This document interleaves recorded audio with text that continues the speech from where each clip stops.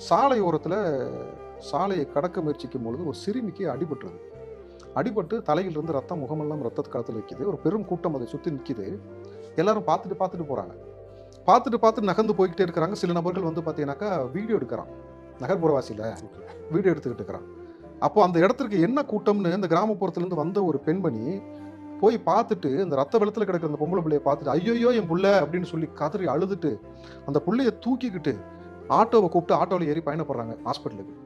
Hospital வாசல் வந்த உடனே தன் முந்தானையில் முடிந்து வைத்திருந்த ரூ. 100 எடுத்து, ஆட்டோக்காரர் காசு வேணும்னு கேட்கல, எவ்வளோன்னு சொல்லல. இந்த அம்மாவும் எவ்வளோ காசுன்னு கேட்கல.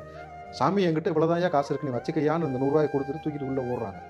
உள்ள ஓடி மருத்துவர்ட்ட கொண்டு போய் இந்த குழந்தைய ஒப்படைச்சு, அவர்கள் ட்ரீட்மெண்ட் கொடுக்க ஆரம்பிச்சு, மருந்து வாங்கிட்டு வர சொல்றாங்க.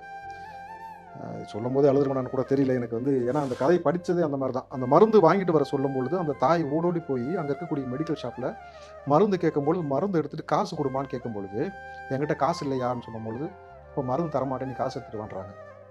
அப்போ அந்த தாய் என்ன பண்றா, பதபதப்புல மேல்மட்ட வாழ்க்கை கிடையாது. கையில தங்க வளையலோ, மோதிரமோ கிடையாது. இருந்ததே ஒரே ஒரு சின்ன கம்மல். அந்த 2 கம்மலையும் கழட்டி குடுத்துட்டு, "இத வச்சுங்க சாமி, நான் வந்து காச குடுத்துட்டு நான் அதுக்கப்புறமேட்டு இத வாங்கிக்கிறேன்னு" சொல்லிட்டு, வேகமா கொண்டு போய் மருந்து குடுக்குறாங்க. ட்ரீட்மெண்ட் நடக்குது. ட்ரீட்மெண்ட் நடந்து ஐசியூல இருந்து புள்ளைய வார்டுக்கு மாத்துறாங்க. வார்டுக்கு மாத்துறாங்க. அந்த ஐசியூல இருந்து மாத்தும்பொழுது 2 மணி நேரம் தாமதமாகுது. இங்க அந்த மருத்துவர் நினைக்கிறாரு, இந்த தக்கத்த விக்க முடியாது. திரும்ப காசு குடுத்தா கேட்கணும். காசு குடுக்காம அந்த அம்மா போயிருச்சுனா நம்ம என்ன பண்றதுன்ட்டு, அந்த மருந்து கடை வச்சிருக்கக்கூடிய நபர் வந்து காச கேட்கலான்னு உள்ள வராரு.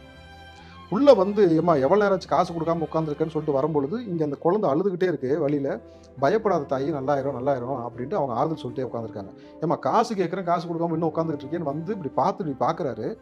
அந்த குழந்தை அந்த மருந்து கடை வச்சிருந்தாருல, அவரோட குழந்தை. ஒரு நிமிஷம் அந்த மனுஷன் செத்துட்டான். அந்த குழந்தை பொழைச்சிருச்சு. ஆனா ஒரு நொடியில அந்த ஆள் செத்துட்டான். நம்ம பிள்ளைய காப்பாத்துறதுக்கு தானே அந்த தாய் இவ்வளோ பாடுபட்டா அப்படின்ட்டு கால்ல விழுந்து, அது ரொம்ப மனசு நெகிழ வச்சிருச்சு. அதற்கு பிறகு அவர்ட்ட கேட்கும்பொழுது, "ஏம்மா என் புள்ளம்மா அது, நீங்க என்னம்மா அதுக்காக இவ்வளோ பாடுபட்டீங்கன்னு" அந்த அம்மா சொன்ன வார்த்தை, "யாரு புள்ளையா இருந்தாங்க, என் புள்ளையா?" இந்த வார்த்தைய அந்த அம்மா சொல்லும்பொழுது, எவ்வளோ ஒரு ஒரு வலிமிகுந்த ஒரு விஷயம் இருக்குன்னா, அதுக்கு பிறகு அந்த தாயுடைய புகைப்படம் அந்த வீட்ல நிரந்தரமாக இருக்கிறது.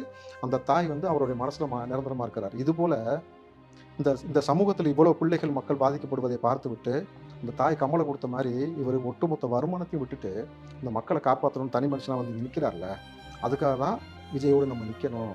விஜய்க்கு நீங்கலாம் எதுக்காக ஆதரவா நிக்கணும்னு சொல்றதுக்கான அர்த்தம் புரியுதா உங்களுக்கு? ஏன்னா, எத்தனையோ நடிகர்கள் இந்த நகர்ப்புறவாசிகள் கடந்து போனதை போல் போயிட்டாங்க.